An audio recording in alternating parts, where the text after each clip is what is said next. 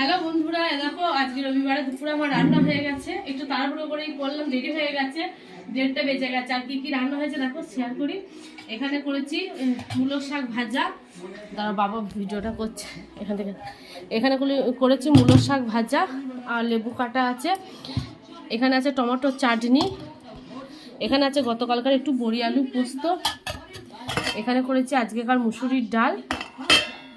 এখানে করেছি পালং শাকের চচ্চড়ি, এইটা এক্ষুনি নামলো, ধোঁয়া উঠছে।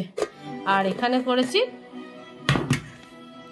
এটা হচ্ছে খয়রা মাছ তো বাবা, ধনে পাতা দিয়ে আদা রসুন বাটা দিয়ে খয়রা মাছের ঝাল। মাছগুলো বেশ বড় বড় আছে, তোমাদের দাদাভাই সকালবেলা গিয়ে নিয়ে এসেছে, টাটকা একদম।